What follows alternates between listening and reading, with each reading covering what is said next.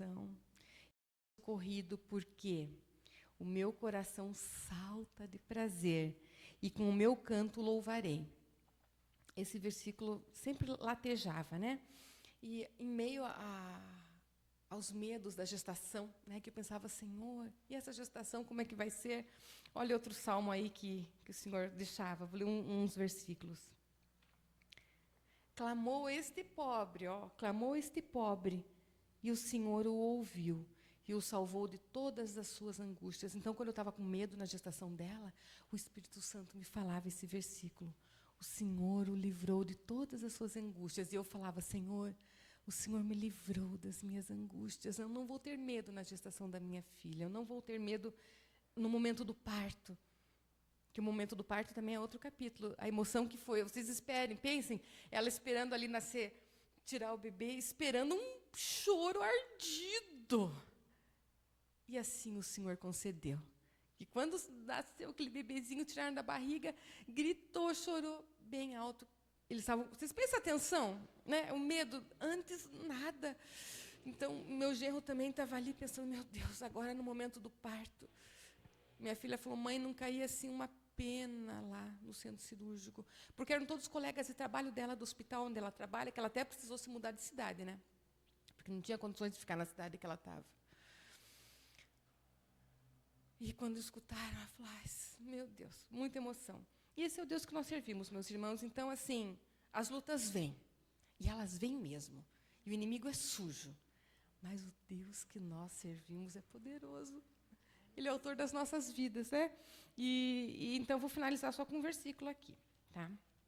Que está em Isaías. E todos os teus filhos serão discípulos do Senhor. E a paz, meus irmãos, a paz de teus filhos será abundante. Então, agradeço ao Senhor a oportunidade. E é uma honra, né? Nós podemos testemunhar e agradecer a Deus tudo que Ele faz em nossas vidas, né? Quer falar? Não, quer você falar? falou tudo. Obrigada. Agradeço. Obrigada, pastor Paulo. Vamos orar para vocês. Gente, para quem vê a Simone aqui hoje, né, não imagina a luta que foi com o coração, com a alma, com as emoções, né? Onde quando eu ia comer Pringles e Coca com Rubens... Eu não conseguia fazer comida, a gente só tinha pacote de batata e Coca, tá? Me deixa em pé. A Simone falava, não, mas um dia eu sei que eu vou à igreja, eu vou testemunhar daquilo que Deus fez, né? Então, essa história que ela está compartilhando aqui não é sem muita luta, sem muita dor, sem muito choro derramado, né? Mas louvado seja Deus que nós servimos um Deus que transforma o nosso choro em dança. Transforma o nosso luto em alegria. E esse é o testemunho, né, de um Deus vivo que faz isso com a gente, que fez isso na história de vocês, né, e que continua fazendo isso nas nossas histórias. Então, louvado seja Deus, é uma alegria. Tá? A gente celebra, chora com vocês de emoção. Nos alegramos com vocês, vocês são amados por nós, né? E é testemunho para a gente, né? Ensina a gente de que, mesmo nas dificuldades, nós permanecemos fiéis a Deus, esperando por Ele, né? E essa espera não é sem choro, não é sem luta, não é sem angústia, né? Mas nós esperamos por Ele. Obrigado por ensinar isso para a gente. Tá bom? Vou convidar você a ficar de pé, vamos estender as mãos para cá e celebrar a Deus junto com esse casal, com essa família amada por nós, todo o bem que o Senhor tem feito a eles. Pai querido, nós te bendizemos, Senhor, porque o Senhor vive, o Senhor está vivo, o Senhor não é o Deus que está longe lá no céu, sem se importar conosco, o Senhor é o Deus que se envolve com a nossa história, o Senhor é o Deus que caminha conosco, e chora conosco, Senhor. A tua palavra diz, o Senhor recolhe cada lágrima que nós derramamos no seu odre, no seu vidro, porque o Senhor se importa com os nossos sofrimentos. A prova disso é o corpo do seu filho, que está marcado com as feridas e chagas de todos nós. Obrigado, Senhor, porque o Senhor não nos desampara. Mesmo no vale de sombra e de morte, onde nós lutamos com dúvidas, onde nós lutamos contra o sofrimento, onde nós lutamos contra o luto, contra a dor, Senhor, contra a angústia da nossa alma, o Senhor não nos desampara. O Senhor é o Deus que nos ouve, o Senhor é o Deus que nos vê, o Senhor é o Deus presente e que faz novas todas as coisas. Nós te bendizemos porque o Senhor fez novas todas as coisas, Senhor. Para a família da Simone, para sua filha Débora, para o seu genro, Senhor, Isaac. Nós celebramos, Senhor, o bem que o Senhor fez a essa família que é amada por nós. Nós celebramos porque a netinha, Senhor, está com o Senhor. E se alegra na sua presença, Senhor. E louvado seja o seu nome que o Senhor concedeu Isaac. E que nome maravilhoso. Filho de uma promessa, o Isaac, Senhor. Louvado seja o seu nome que o Senhor tem feito bem a essa família. O Senhor tem feito bem ao coração da Débora e do seu esposo. Louvado seja o seu nome, Senhor. Que o Senhor não se esquece de nós. O Senhor não nos desampara. E nós celebramos o Senhor e não nos esquecemos de todo o bem que o Senhor tem nos feito. Que a sua bênção continue abençoando essa família amada. Que eles continuem a ver, Senhor, a mão do Senhor agindo sobre eles. E que em tudo que eles confiem no Senhor. Continuem esperando pelo Senhor. Para a glória do seu nome, em nome de Jesus. Amém.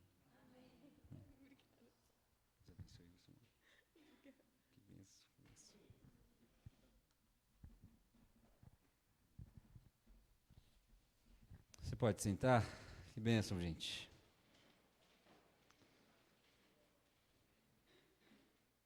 Maravilha.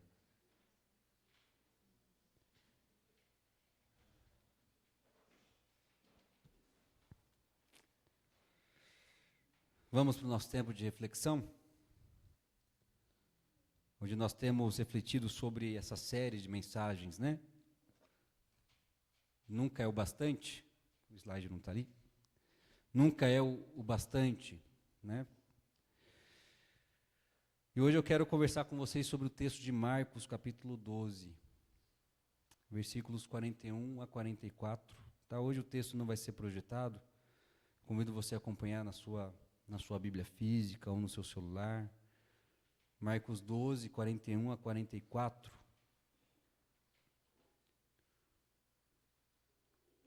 Onde nós vamos conversar sobre Jesus nunca nos pediu riqueza. Ele nos pediu confiança. Né? Jesus nunca nos pediu riqueza, ele nos pediu confiança. E eu quero ler esse texto com você. Diz assim: Jesus sentou-se em frente do lugar onde eram colocadas as contribuições e observava a multidão colocando dinheiro nas caixas de ofertas. Muitos ricos lançavam ali grandes quantias. Então, uma viúva pobre chegou-se e colocou 2 pequeninas moedas de cobre de muito valor. Chamando a si os seus discípulos, Jesus declarou: afirmo-lhes que esta viúva pobre colocou na caixa de oferta mais do que os outros. Todos deram do que lhes sobrava, mas ela, da sua pobreza, deu tudo o que possuía para viver. Vamos orar mais uma vez? Pai querido, como nós fomos lembrados aqui no testemunho da Simone, do Rubens, sua palavra é viva, Senhor. Eu peço que o Senhor continue falando conosco durante essa mensagem, assim como o Senhor já falou tanto com a gente no decorrer desse culto. Seu Espírito Santo nos ilumine, Senhor, para que possamos compreender profundamente a sua palavra, em nome de Jesus. Amém. Então, gente, eu só quero trabalhar um ponto com vocês hoje, onde eu quero afirmar que a verdadeira satisfação da vida não está em possuir, mas sim em entregar. A verdadeira satisfação da vida não está em possuir, mas está em entregar. É importante saber que toda essa história da viúva pobre nasce de uma afirmação crítica que Jesus faz para os mestres da lei, versículos anteriores ao que nós lemos. Então veja aí, o versículo 38, a partir do versículo 38, que Jesus está afirmando. Ao ensinar, Jesus dizia: cuidado com os mestres da lei. Eles fazem questão de andar com roupas especiais, de receber saudações nas praças e de ocupar os lugares mais importantes nas sinagogas e os lugares de honra nos banquetes. E olha só o versículo 40, que é o versículo que marca a conexão com o texto que nós lemos. Eles devoram as casas das viúvas e, para disfarçar, eles fazem longas orações. Jesus conclui dizendo: esses receberão condenação mais severa. Esse é o contexto, o cenário que marca essa fala de Jesus sobre a viúva pobre. Então, antes de falar sobre essa postura louvável que a viúva teve, Jesus está condenando aqui uma religião que estava altamente corrompida. Então veja, nos tempos de Jesus e no Antigo Testamento existia aquilo que nós chamamos de quarteto da vulnerabilidade. O que era o quarteto da vulnerabilidade? Era o pobre, a viúva, o órfão e o estrangeiro. Esse grupo de pessoas que viviam em situação crítica, em situação de vulnerabilidade, pessoas que viviam em condições precárias, onde, se você lê os profetas, Deus sempre vai desafiar o seu povo à compaixão e à misericórdia para com esse grupo em específico, de alertar o seu povo: vocês estão se esquecendo dos necessitados, vocês estão se esquecendo do pobre, do órfão, da viúva e do estrangeiro, atentem-se para isso. Especificamente a viúva, desprovida do seu marido, que era o provedor do lar, geralmente ela era esquecida socialmente e enfrentava muitas necessidades. O que Jesus está denunciando é que as viúvas que deveriam ser ajudadas e socorridas estavam sendo exploradas por uma classe corrupta e gananciosa. Então olha o quadro que Jesus está pintando. As viúvas que eram para ser socorridas, ajudadas, sustentadas, estavam sendo exploradas por este grupo religioso, onde no versículo 40 Jesus afirma: eles devoram as casas das viúvas. Mas para disfarçar, eles fazem longas orações. Esse é o cenário que Jesus está pintando para nós. O pior de tudo isso é que a corrupção, a exploração, ela é revestida de uma capa de espiritualidade. Exploram a viúva, comem da sua comida, se aproveitam dos seus recursos, mas depois de uma visita, depois de devorar toda a casa dela: ô irmã, deixa eu orar pela sua vida, Deixa eu orar por você, para que Deus a sustente, para que Deus venha te dar o que você precisa. E a sentença de Jesus aqui é clara: este tipo de gente que se aproveita das pessoas com uma capa religiosa, estes receberão uma condenação mais severa. Quando nós olhamos para o nosso contexto brasileiro, não é exatamente isso que nós vemos? Seja sincero comigo, pastores, líderes religiosos, que se aproveitam da fé sincera das pessoas só visando o lucro, não é isso que nós vemos? Que tem uma aparência de espiritualidade, que tem uma entonação espiritual, mas que no fim são mercenários e ladrões. Quando o povo da igreja está passando necessidades, pastores chegando de helicóptero na igreja, que fazem belas orações poderosas, mas que no fim só querem tirar dinheiro do bolso das pessoas. Não é essa a realidade que nós vivemos no nosso contexto religioso? Você já deve ter ouvido pessoas que venderam seus carros e suas propriedades porque um líder religioso exigiu que eles fizessem isso como demonstração da sua fé em Cristo Jesus. Já deve ter ouvido de líderes religiosos que vendem lenço ungido, travesseiro ungido para que você tenha sonho profético, água do Rio Jordão, um pedaço da cruz de Jesus, cobram preços absurdos dizendo que isso, de alguma forma, vai te curar e vai te fazer prosperar. E enganam as pessoas e manipulam as pessoas. Você já ouviu falar dessas coisas? Esse tipo de gente envergonha o Evangelho de Cristo Jesus. Como diz o apóstolo Paulo, o nome de Deus é blasfemado entre os gentios, entre os descrentes, por causa desse tipo de gente. E se isso te causa revolta, você está certo. Isso é uma falsa religião. Nós devemos fugir dessas coisas. Não foi isso que o Senhor Jesus planejou para a sua igreja. Não foi isso que Ele disse que a sua igreja seria. Ao mesmo tempo que Ele nos alertou que isso ia acontecer. Ao mesmo tempo que Ele disse, essas coisas vão acontecer. No seu tempo isso estava acontecendo. Onde Ele diz, eu estou enviando vocês como ovelhas para o meio de lobos. Nos tempos de Pedro e Paulo, o grande embate era com falsos profetas, que eles chamavam de mercenários,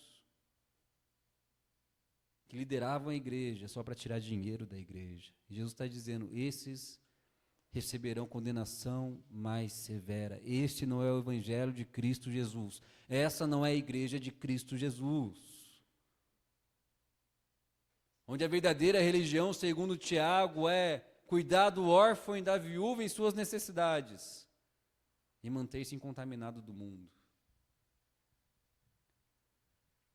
Então perceba que esse anseio das pessoas de possuir coisas, esse anseio que nós temos de possuir, de reter, nos leva a fazer as coisas mais deploráveis possíveis. A ganância desmedida nos leva a explorar pessoas apenas pensando em nós mesmos. Isso é muito sério. E o pior é quem faz uso da religião da igreja para isso.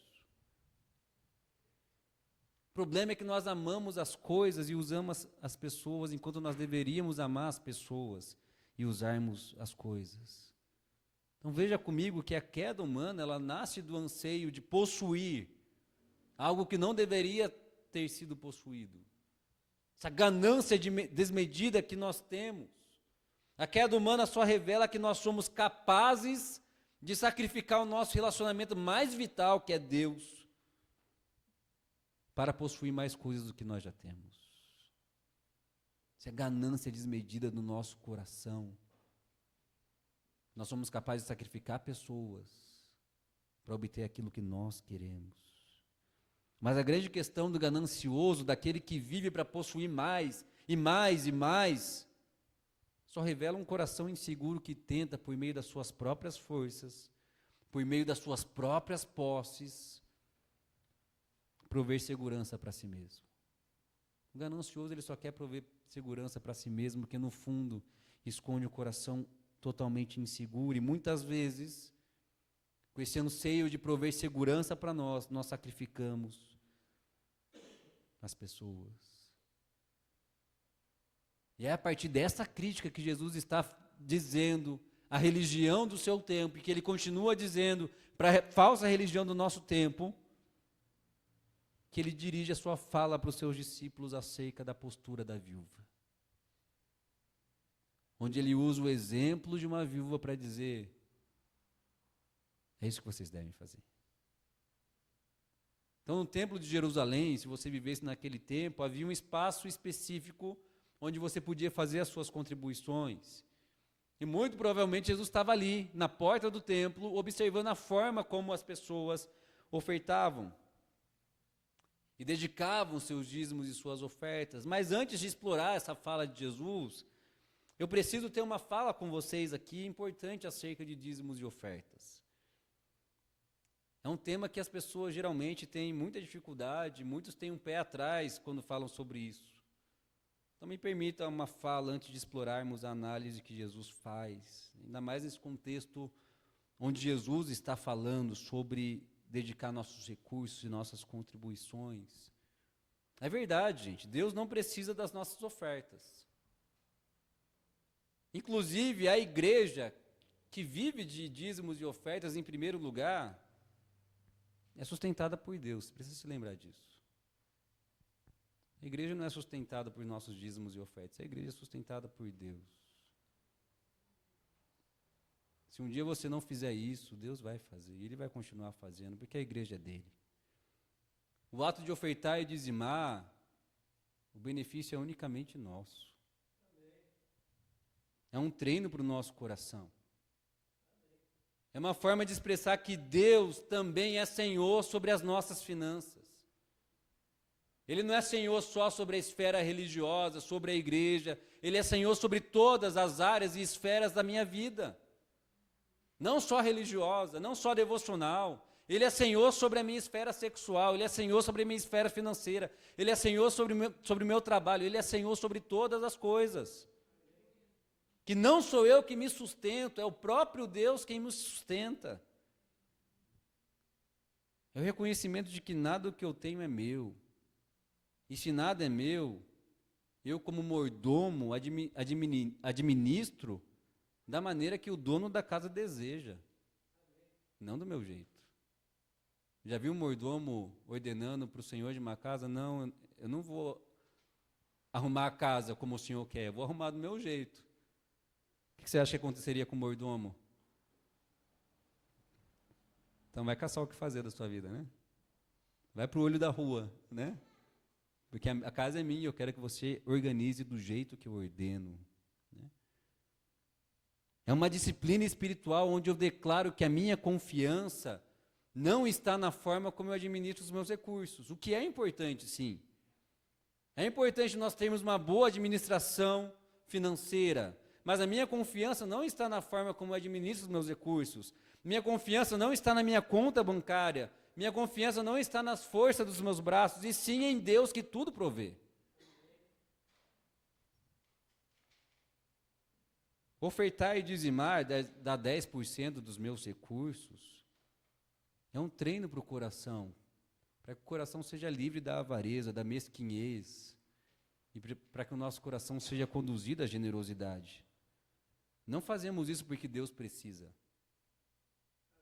Não fazemos isso porque a igreja precisa. Tem muitos que se acham donos da igreja porque dedicam valores absurdos de dízimos para a igreja. Não, não é você. Se um dia você deixar de ofertar e dizimar, saiba que Deus vai continuar cuidando da sua igreja. O maior beneficiado no ato de entregar somos nós mesmos. Sou eu e você. E falar sobre isso é difícil. É claro que é difícil, porque existe uma desconfiança em relação à igreja evangélica, por conta de homens que conduzem o rebanho, a igreja de Deus, como mercenários, como já afirmamos. E essa desconfiança é legítima. É triste nós vemos pesquisas onde a igreja evangélica está entre uma das instituições do Brasil que as pessoas menos confiam, você sabia disso? E é triste. E é triste esse fato. Mas os absurdos em relação a este assunto não podem nos fazer desprezar o que a Bíblia ensina de maneira correta quanto a isso. Mas, pastor, eu não concordo com o dízimo. Não, pastor, no Novo Testamento nós não vemos isso sendo ensinado. Então, duas coisas que eu tenho para dizer para você em relação a isso. A primeira delas é cuidado para não encontrar desculpa nas Escrituras para se eximir do que é o seu dever fazer. E muitas pessoas leem as Escrituras com o objetivo de encontrar desculpas para se eximir daquilo que é o nosso dever fazer. Geralmente, quem nega o princípio do dízimo só esconde o coração avarento e precisa de um bolso redimido por Jesus. Ofertar e dizimar só quando eu sinto no coração que eu devo fazer, que é o que muitos afirmam, só revela um coração que é reflexo de uma cultura cujo Senhor são as próprias emoções. De uma cultura que nos exime de nossos deveres e responsabilidades, onde eu só vou fazer quando eu sentir. Isso não é bíblico. Isso é só reflexo de uma cultura que nós vivemos. Mas se o nosso Senhor é o Senhor Jesus Cristo, nós ofertamos e dizimamos porque Ele diz que nós devemos fazer isso. Dizer que você não concorda com o que a Escritura está dizendo é negar a autoridade da Escritura e você se colocar como se fosse a sua própria autoridade na sua vida. Você está dizendo, quando você diz que não concorda com aquilo que a Escritura está dizendo, você está dizendo, então a Escritura não tem autoridade sobre a minha vida. Quem tem autoridade sobre a minha vida sou eu. E sabe quem fez essa proposta, certa vez?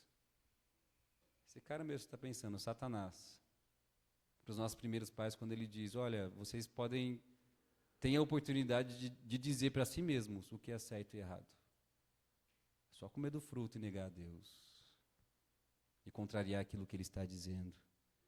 Então, quando nós nos colocamos sobre a autoridade sobre a nossa própria vida e recusamos aquilo que as Escrituras estão dizendo, saiba que isso é diabólico. Nós afirmamos como cristãos, como reformados e protestantes, que quem tem autoridade sobre a minha vida é a palavra de Deus. E se a Bíblia está dizendo algo e eu não estou de acordo, o problema não está com a Escritura, o problema está comigo. O problema está em mim, o problema está em nós.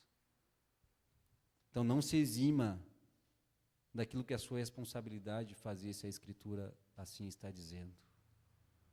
Em segundo lugar, é verdade que o termo dízimo, que significa a 10ª parte dos nossos recursos, ou aquilo que nós chamamos de 10%, não é tão usado nos ensinos do Novo Testamento. Mas não se engane achando que por causa disso não é o nosso dever contribuir. Na verdade, quando a gente olha para o Novo Testamento, o padrão não diminuiu. O padrão só aumentou. Então, quando o apóstolo Paulo fala em 2 Coríntios capítulo 8, versículo 9, pois vocês conhecem a graça de nosso Senhor Jesus Cristo, que sendo rico, se fez pobre por amor de vocês, para que por meio de sua pobreza vocês se tornassem ricos. Qual que é o padrão do Novo Testamento? É só a 10ª parte dos nossos recursos? O padrão do Novo Testamento é de um Senhor que se fez pobre para enriquecer as pessoas. O padrão aumentou um pouco, né? E quando eu explico isso para as pessoas, elas falam, pastor, acho que é melhor ficar com uns 10%, né? Mais fácil, né? Porque o padrão é generosidade de Cristo Jesus. A lei, ela impõe um limite, 10%. A generosidade não tem limite. Qual que é o padrão? A generosidade do nosso Senhor Jesus Cristo, que abre mão de tudo para enriquecer a muitos.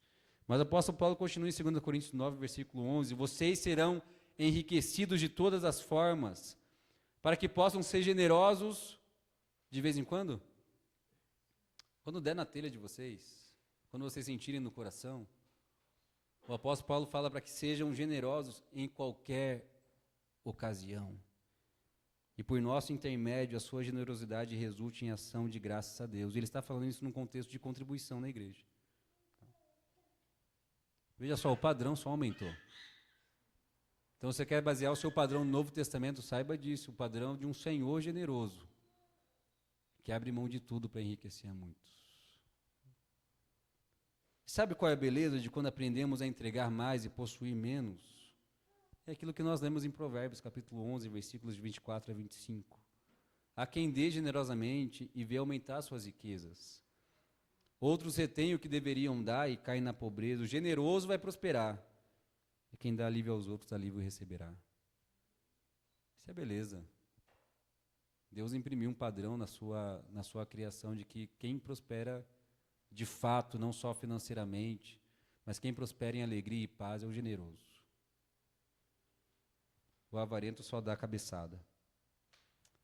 A generosidade beneficia, sabe quem? Isso mesmo, você mesmo.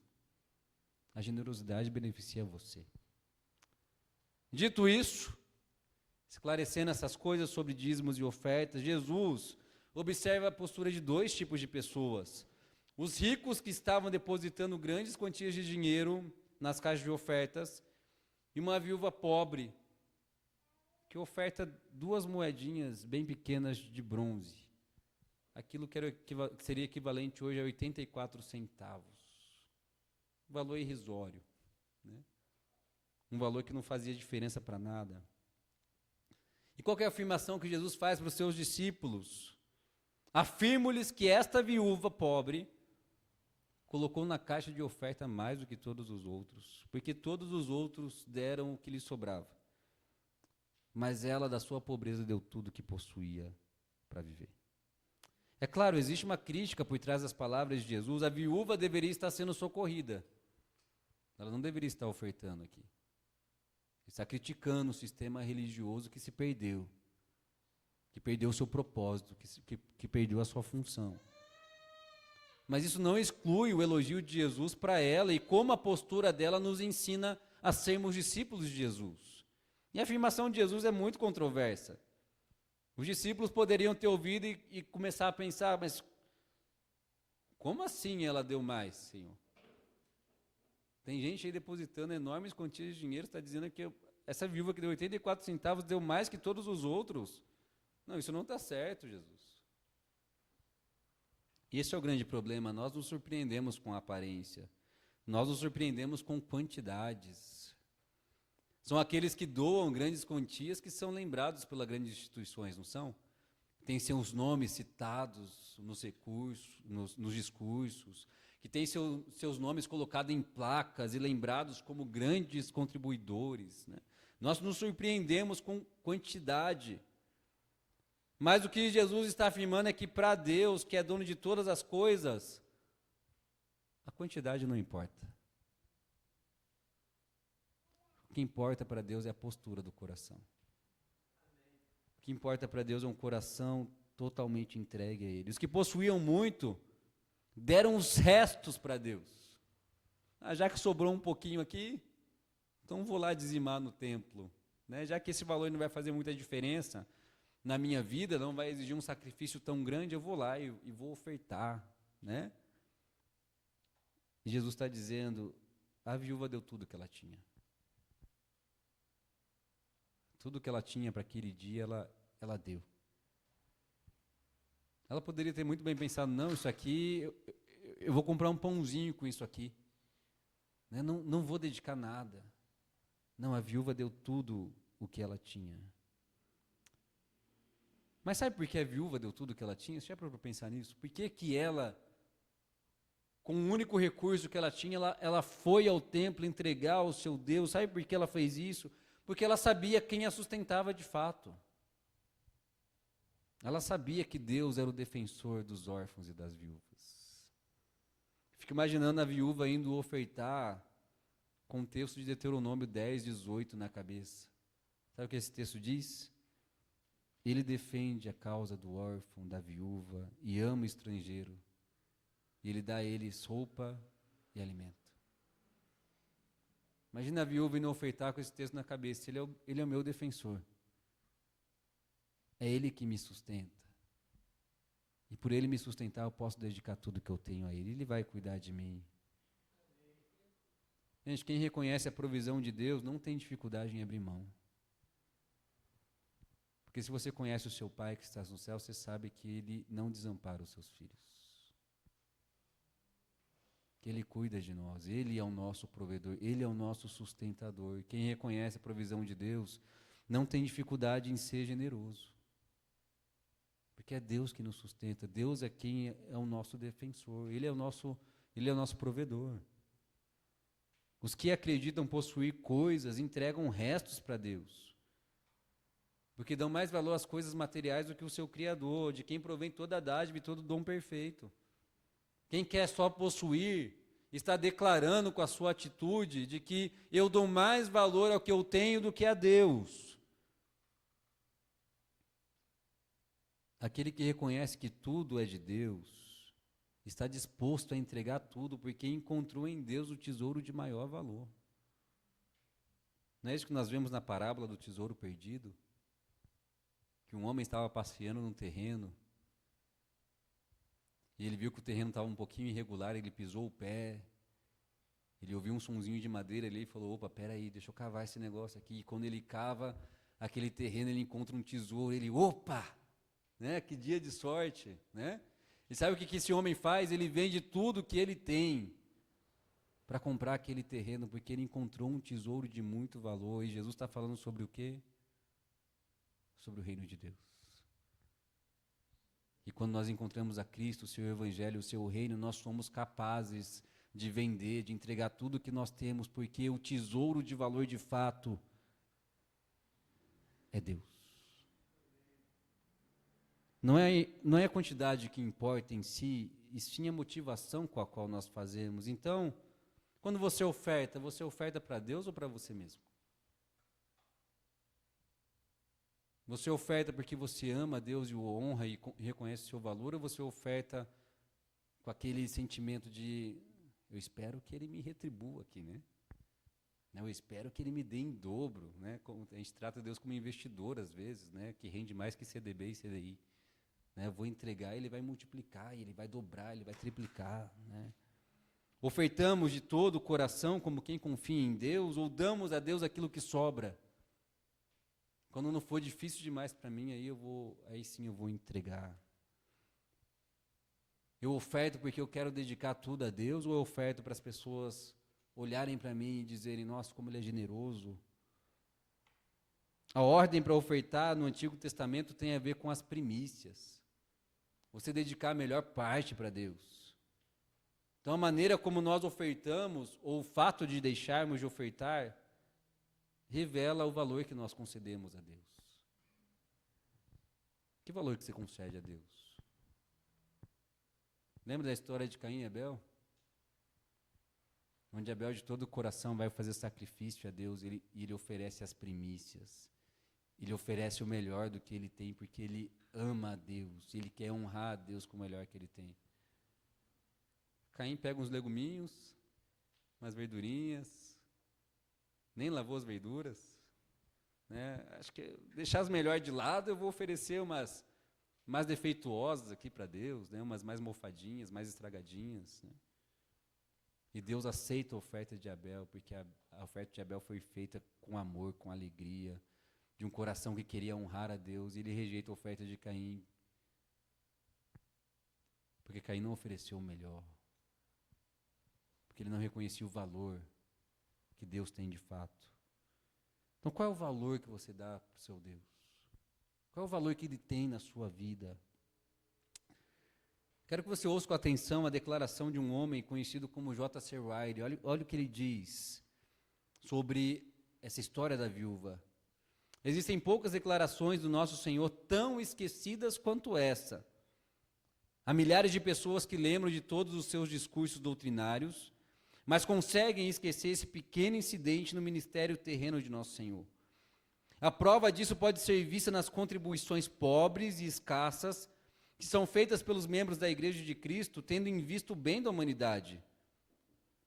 Também pode ser vista na miserável renda de todas as sociedades missionárias, em proporção à riqueza dos membros das igrejas. J.C. Ryle ataca uma coisa muito importante aqui. Converse com o missionário, com uma agência missionária, para você ver o quanto de recurso vai para eles. De quantas pessoas que se engajam com a obra missionária por meio de seus recursos. Deixa eles falarem e chore junto com eles. E ainda pode ser vista nas longas listas de dizimistas autocomplacentes que contribuem com meras migalhas quando poderiam doar maiores quantias. O pondurismo dos que se dizem cristãos em todas as questões que envolvem Deus e a religião é um dos mais clamorosos pecados de nossos dias e também um dos piores sinais dos tempos. Os doadores para a causa de Cristo são apenas uma pequena parte da igreja. É provável que nem mesmo 1 em cada 20 cristãos batizados conheça qualquer coisa do que significa ser rico para com Deus. E ele termina a sentença dele. A grande maioria dos crentes gastam enormes quantias consigo mesmos, mas não dão sequer alguns centavos para a causa de Cristo. E ele termina a sua sentença. Você há de concordar comigo que nós investimos pesados quando se trata do nosso bem-estar e conforto, não é verdade? Faz uma conta de quanto você gasta com iFood, né? Com Shopee, com Shein, com seus canais de streaming, quantas coisas. Nós investimos muito pesado no nosso conforto, no nosso bem-estar. Nós investimos nisso. Mas quando se trata da igreja, do reino de Deus, da obra missionária, muitos de nós torcemos o nariz e falamos, isso aí tá estranho, né? Alguma coisa me diz que isso não está certo, gente. Dizemos que Deus é aquilo que há de mais importante na nossa vida, mas quando se trata da sua obra, nós achamos que ela não é digna dos nossos recursos. Tem alguma coisa errada aí. Quando a gente fala que o mais importante é Deus, é a vida eterna, é o reino de Deus. Mas quando se trata de mexer com os nossos recursos, a gente torce o nariz e fala, peraí, tem alguma coisa errada com a nossa postura, que nós não entendemos ainda. Mas você não vai aprender a ser um discípulo de Jesus se você não aprender o valor da entrega. As Escrituras, elas falam o tempo todo de entrega. Aqueles que foram reconhecidos como grandes homens e mulheres de Deus, sabe o que eles fizeram? Eles entregaram. Pense em Abel. De todo o coração dedicou o melhor rebanho a Deus. Pense em Abraão. Quando Deus concedeu a ele o filho Isaque e falou, me dá, Abraão disse, dou, Senhor. Eu te entrego, tudo é teu. Pense em Ana. Uma mulher que sofreu um longo período de tempo, estéril, e quando Deus concedeu a ela a honra da gravidez, ela pegou Samuel e consagrou a Deus e falou, esse filho não é meu, é teu. E ele vai servir no templo do Senhor. Eu entrego. Pense em Maria, irmã de Marta, que compra um perfume caríssimo só para derramar aos pés do Senhor Jesus Cristo, ela entrega. Entregou. Mesmo em meio às críticas, isso aí poderia ser vendido para dar aos pobres. Isso aí poderia ter um outro proveito, você derramou todo esse perfume, desperdiçou nos pés de Jesus, e Jesus falou, peraí, essa reconhece o valor que eu tenho, e por isso que ela entrega, por isso que ela se doa, por isso que ela se rende sem reservas. Gente, a verdadeira satisfação da vida não está em possuir, mas em entregar. Se você quer aprender a ser discípulo de Jesus, você precisa aprender a se entregar sem reservas a Ele. A olhar e falar, Senhor, tudo é teu. Aí quando nós olhamos para a história dos discípulos ao longo da história, nós nos envergonhamos, porque teve gente que entregou tudo, vendeu seus bens e suas posses por causa da fidelidade a Cristo Jesus, que perderam literalmente a cabeça, a vida por causa de Cristo Jesus. Se você quer aprender a ser discípulo de Jesus, você precisa aprender a se entregar sem reservas para Ele. É entrega total. Sabe por que isso? Porque esse é o Evangelho. Não é isso que nós declaramos todo domingo, de um Deus que se entregou sem reservas para nós. De um Deus que se entregou por inteiro para nós. De um Deus que não nos nega nenhum bem. Pelo contrário, Ele se encarna na figura do seu Filho amado Cristo Jesus, e o que Ele faz? Ele se entrega. Ele dá a própria vida para nos resgatar e para nos reconciliar com Ele. Ele vê a vida se esvaindo do seu próprio corpo para nos dar vida. Ele carrega sobre si a morte para nos dar vida. Ele sofre para nos curar. Esse é o Evangelho. De um Deus que se entrega sem reservas para nós. Que se entrega por inteiro por nós. Que não nos nega nenhum bem, de tal forma que por meio de Cristo Jesus, as Escrituras vão dizer que tudo que há nos céus pertence agora a vocês. Isso é muita generosidade, não é? De um Deus que escancara as portas dos céus para gente que não merece, falar, entre, é teu. Por que isso, Deus? Porque eu entreguei meu filho, eu entreguei, eu dei. Eu me rendi sem reservas a vocês. Eu não neguei nada a vocês. Eu não neguei a vocês nem mesmo o meu filho, nem mesmo a eternidade, nem mesmo aos céus. Eu me entreguei a vocês. E sabe qual que é a resposta para os discípulos de Jesus? Em resposta àquilo que Ele fez, nós nos rendemos completamente também. Sem reservas. nós nos rendemos por inteiro. Porque reconhecemos que Ele é o nosso bem de maior valor. Nós estamos dispostos a entregar tudo que Ele pedir. Porque antes Ele se entregou por nós, por inteiro. E se Ele fez isso, Ele nos chama, agora venham, se entreguem também, façam o que eu fiz.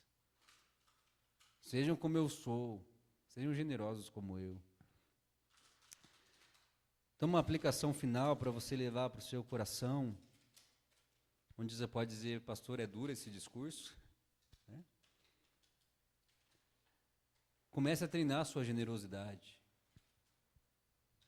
Defina um valor no seu coração para você contribuir com alegria.